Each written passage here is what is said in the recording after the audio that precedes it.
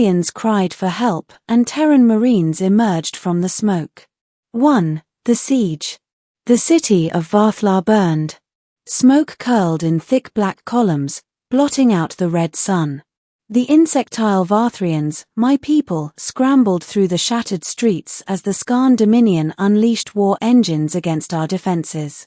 I, Carlet, was no soldier. I was a record keeper. But when the walls fell and the Skarn poured into the city, record keepers, farmers, children, none of us could escape the slaughter. We cried for help, broadcasting distress calls into the void. We knew no one would come. The Alliance had abandoned us months ago. Still, we sent the signals. It was instinct, not hope. And then, the smoke stirred. 2. The arrival. At first, I thought it was a trick of the fire. Shapes moved through the haze, silhouettes too small to be Skarn war beasts. Then I heard it. A low, steady thumping. Boots striking pavement in perfect rhythm. From the smoke emerged beings in dark armor, visors glowing faintly, weapons slung across their shoulders. Their movements were efficient, deliberate predators walking into the heart of their prey's nest. The first raised a gauntleted fist. Instantly, the others fanned out, weapons raised. Terran Marines, someone whispered. I had heard of them, of course. Deathworld soldiers. The kind of stories one told hatchlings to scare them into obedience. I had never believed them real. Yet here they stood, black-armored phantoms in the ruins of our city. 3. First contact. One of them turned toward me. His visor hissed open, revealing a scarred face with dark eyes that gleamed like polished stone. You the locals? His voice was gravel, calm in the midst of chaos. I could only nod. My mandibles clacked uncontrollably, betraying my terror. Good. Stay down. Stay quiet. We'll handle this. He sealed his visor and raised his weapon. The rest followed, disappearing into the smoke like wraiths. Moments later, the night exploded. 4. The battle. I had seen fighting before. The Varthrian Guard had tried to defend the city with discipline and formation. It had crumbled in minutes. The Terrans fought differently. They did not hold lines.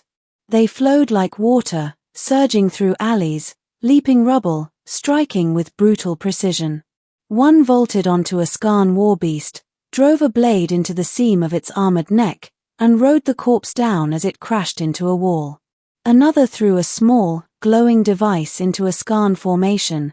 The explosion ripped the enemy into pieces, yet the Marine was already sprinting toward the next cluster before the dust settled.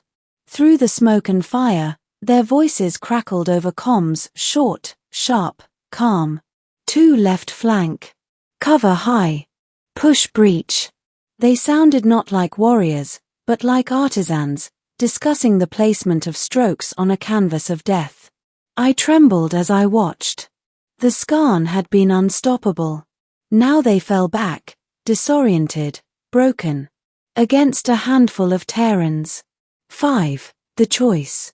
A Marine dragged me from the ruins as plasma fire carved gouges into the ground where I had stood. Move, he barked, shoving me toward a group of survivors. We huddled together in a collapsed shelter, watching as the Terrans carved paths of destruction through our tormentors. One of my broodmates whispered, "They aren't fighting for us. They're fighting because this is what they do." Perhaps. But at that moment, I no longer cared. We were alive because of them. 6. The push. Hours passed. The Terrans never stopped moving. Their armor smoked, their weapons glowed red from heat, but they pressed on relentlessly. When one fell, another dragged him behind cover, patched the wound in seconds, and pushed him back into the fight. I saw one Marine take a blast that would have torn a Varthrian in half. He staggered, swore, then charged into the gunner, crushing the Skarn's throat with his bare hands. I had thought them machines. But as I listened closer, I heard something else in their voices over the comms. Laughter. Jokes exchanged between bursts of fire. Even songs, low and guttural, that somehow carried above the chaos. They weren't just fighting. They were thriving. 7. Breaking the siege. By dawn, the Skarn line collapsed. The Dominion troops, once fearless, now fled into the wastelands, hounded by Terran fire. The city was ruins, but it was ours again. The Marines gathered in the central square, black armor streaked with soot and blood. Their leader, the scarred one, pulled off his helmet and looked at us. "Evac ships are inbound. You'll be safe now." Safe. The word felt alien on my tongue. I stepped forward, mandibles trembling. "Why? Why did you come?" He studied me with those stone-dark eyes. Then he said simply, "Because you asked." 8. The fear and the hope.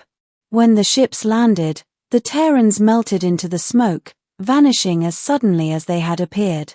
We were left with our shattered city, our dead, and the memory of armored predators who had walked through fire to save strangers. I should have been grateful, and I was. But I was also afraid. For I had seen them laugh in the heart of slaughter.